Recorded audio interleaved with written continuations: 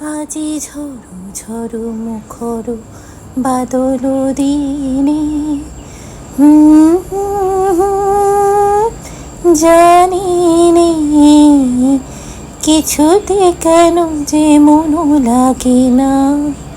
সত্যি আজকে কোনো কাজ করতে ইচ্ছা করছে না, ছটপট করে তৈরি হয়ে যায় এরকমই তাহলে একটা কিছু বানিয়ে নিই, যাতে সকলের দুপুরবেলা পেটও ভরে আর মনও ভরে। কি করা যায়? একটা মজাদার মাছের রেসিপি, চলো তোমাদের সাথেও শেয়ার করি। নমস্কার বন্ধুরা, কেমন আছো সবাই?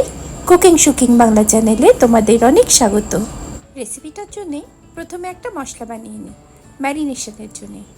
1 মুঠো ধনে পাতা, স্বাদ মতো কাঁচা লঙ্কা, আদা বাটা রসুন বাটা দিয়ে মিক্সিতে জল ছাড়াই চেষ্টা করবে একটা পেস্ট বানিয়ে নাও।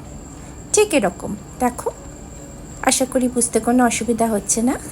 এই রেসিপিটার জন্যে রুই, কাতলা বা ভেটকি মাছের এরকম একটা রাউন্ড পিস যদি করিয়ে নাও তাহলে কিন্তু দেখতে ভালো হবে, স্বাদ যে কোনো মাছের পিসেই চলে আসবে। মাছের পিসগুলো খুব ভালো করে ধুয়ে নিয়ে 1 চা চামচ নুন আর 1 চা চামচ হলুদ দিয়ে একটু ভালো করে এপিট ওপিট করে মাখিয়ে নাও।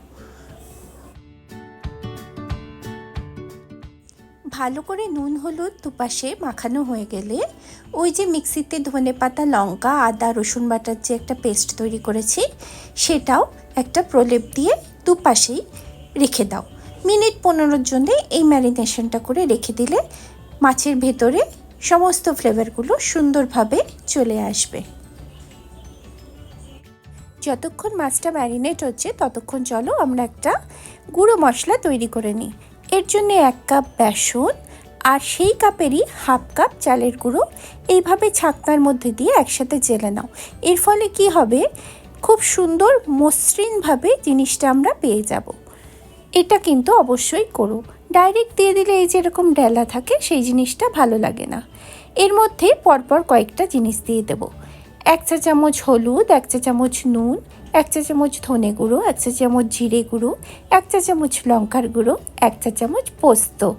এর সাথেও যাবে কসুরি মেথি, আমচুর পাউডার আর একটু যাবে হচ্ছে জোয়ান আর কসুরি মেথি এইভাবে হাতে ডলে আমি দিয়ে দিচ্ছি।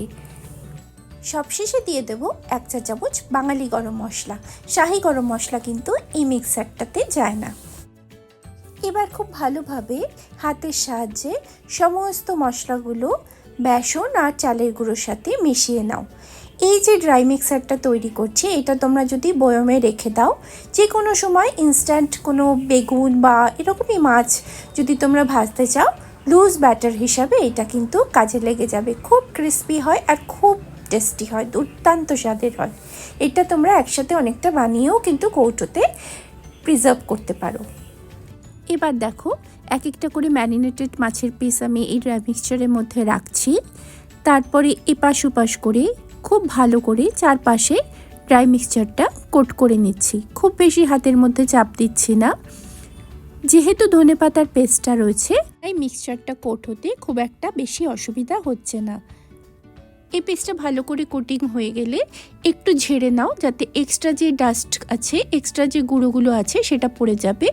তারপর একটা পাত্রে রেখে দাও। এইভাবে সমস্ত মাছগুলো কোটিং করে নাও। পাত্রে রাখার সময় অবশ্যই একটু ঝেড়ে নেবে, যাতে এক্সট্রা যে মিক্সচারটা আছে সেটা পড়ে যায়।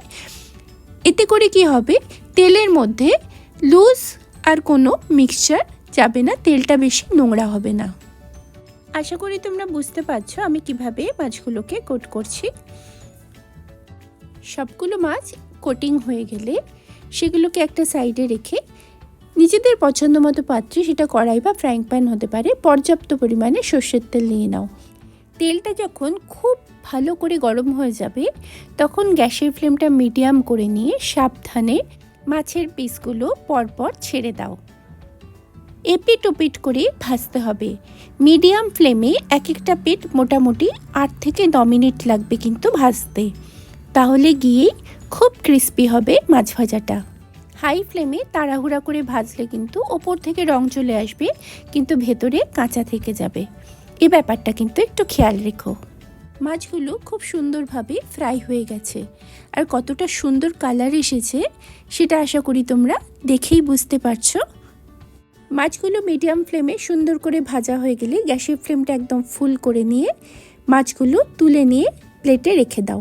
গ্যাসের ফ্লেমটা হাই করলাম তার কারণ এর ফলে যে তেলটা মাছগুলো সোক করেছিল সেটা ছেড়ে দেবে আর খুব কম তেল অ্যাবজর্ব হবে মাছের ভিতর। বুঝতে পারছি না আওয়াজটা শোনা যাচ্ছে কি না, কিন্তু আমি চেষ্টা করছি। দেখো কত সুন্দর ক্রিস্পি হয়েছে মাছগুলো। ওপর থেকে চাইলে লেবুর রস ছড়িয়ে দিতে পারো, অনিয়ন রিংস আর ধনেপাতা কুচি দিয়ে ডেকোরেশনও করতে পারো। গরম গরম সার্ভ করো ডাল ভাতের সাথে। চাইলে ইভিনিং স্ন্যাক্স হিসাবেও কিন্তু এটা পরিবেশন করা যায়। কেমন লাগলো বন্ধুরা আজকের এই রেসিপি? ভালো লাগলে please like comment and share করো। আর নতুন বন্ধু হলে চ্যানেলটাকে সাবস্ক্রাইব করে পাশে থেকো সাথে থেকো বন্ধুরা। দেখা হচ্ছে অন্য কোনো রেসিপির সাথে। ততদিন সবাই সুস্থ থেকো, ভালো থেকো, সাবধানে থেকো। Thank you for watching and bye for now.